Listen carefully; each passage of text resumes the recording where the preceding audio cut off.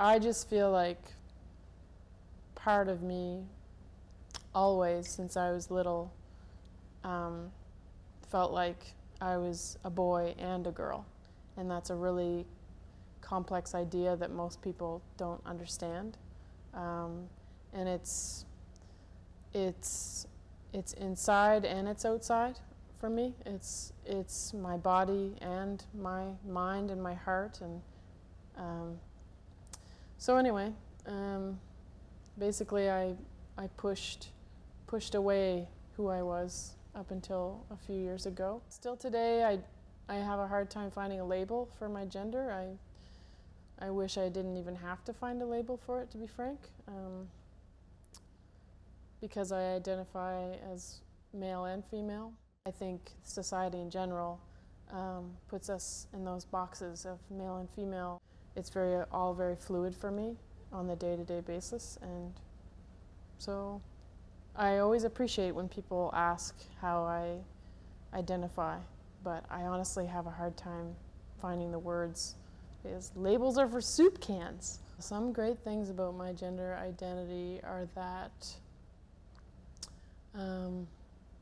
that I don't fit into the boxes of male and female. This is a hard question to answer because you know, society tells us that gender means certain things. So, for example, to be a man means to be rugged and resilient and emotionless and tough and strong.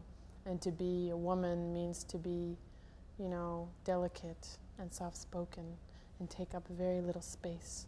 Does that mean that I'm masculine because of those things and feminine because of those things? I don't think so. The term trans is sort of blanketed, and it kind of, in one brushstroke, tries to cover and represent a vast population of people that have really diverse and varying identities. And I had an experience recently where I was in an article. I have it here. And it was a great article, but in the article I was referenced as Margot Durling, who identifies as bigender. It's someone's identity, and so it's important to get it right, especially when, for someone like me who it's taken me so long to accept myself enough to be real with me, let alone with my loved ones, let alone with the world. The fact that this article is written is what really matters, and it only took me a day to get over that and to realize and see the bigger picture of, you know, the opening sentence here says, filling out forms, people are asked if they're male or female, but more and more people aren't thinking of themselves as purely male or female, or they're falling outside of those lines. So the fact that this article is happening is what matters, and that the conversation is happening. It's just unfortunate that the details of it weren't worked out. If you're not sure of someone's pronouns or how they identify, just ask. The fact that you're highlighting us and finally is what really matters, I think. The resources that are available to us locally are the people.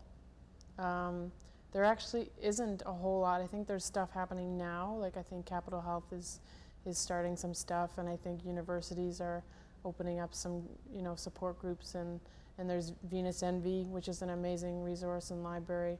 But really, for me, the best resource has been finding people that can identify with the struggles that I have had as well. I would like people to know that I have a beating heart just like you, and that I'm not an object. I'm not to be stared at or gawked at, which happens to me, especially when I'm wearing a beard. I get that.